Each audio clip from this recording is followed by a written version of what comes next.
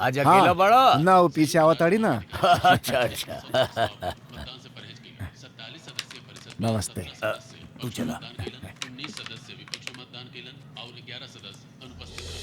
Stephen हत्याकांड के आरोपी जोजी पुलिस हिरासत से भाग गईल बा। स्टीफन एक युवा किसान रहलन।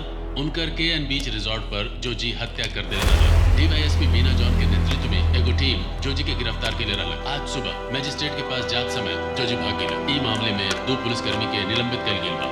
सीआई एलेक्स जोसेफ के नेतृत्व में टीम आजकल तो आतंक एकदम बढ़ गईल बा। उम्मीद बा कि वो अपराधी के जल्द से जल्द पकड़ ली और ओकरा ओकर अपराध के सजा मिली।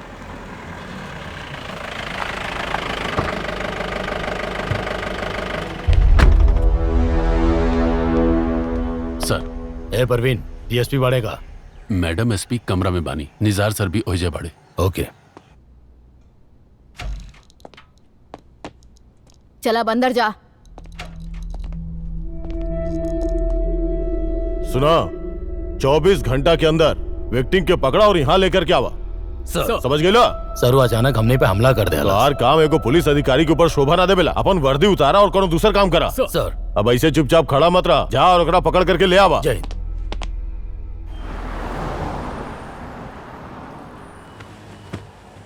ईला रमैया बस वे कहीं को।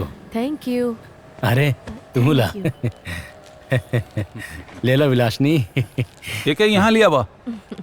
हाँ आखिर कौने खुशी में? सर हम नया कार खरीद ले पानी। हाँ, अब बारिश होके के बहाना मत बनइहा, समय पर आ जाइहा। हमार प्यारे सर, हम रहुआ से कहले रहने की वो डॉक्टर के पुरान कार खरीदल रहुआ बेच दी, लेकिन रहुआ तो यहाँ के मालिक हई, एगो नया कार खरीद ली ना। ई तो हम ही जाना तनी। हमार पिताजी बड़ा मेहनत से ही बिजनेस के स्टार्ट कैले रहले। घर घर जाके कपड़ा बेच के बिजनेस के शुरुआत कैले रहले। बाद में हम ई दुकान खोलले रहनी। हमके बतावा। तब जाके यहाँ पहुँचल बानी। तो हमके स्कूटर पर आवे वाला मालिक ही रहे दा। लेकिन सर हमार मतलब जौन तिरपुर से पैकेट आयल बा ओके उतार के रख दा। कहानी सुना के समय बर्बाद मत करा, जा अपन काम करा। आपके मालिक कहाँ बड़े? है मानी सर।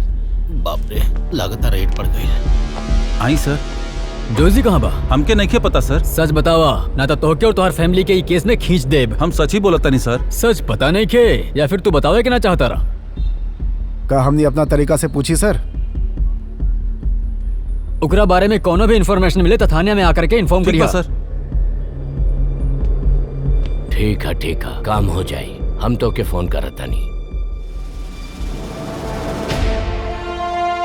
तोहारी वर्दी पहिरे के कोनो मतलब नहीं खे। ये मीडिया खातिर एक हफ्ता तक सरकार के धज्जियां उड़ाए खातिर काफिर होगी। वो होम मिनिस्टर के असफलता के सरकार के नाकामी के तौर पे उछाली है। पुलिस अपराधी के पीछे पड़ल बा सर, हमने ओकरा कस्टडी में ले तू ली। सरकार के जोखिम में डाल के कोनो रेस खेल रहल बड़ा का? सर तो के तो बस सर के अलावा कुछ ना आवेला। बाकी जवाब तो हमके देवे के होगी ना। 24 घंटा के अंदर जे अपराधी ना पकड़ल गई तो तू रिजाइन कर दिया, समझ ला? सर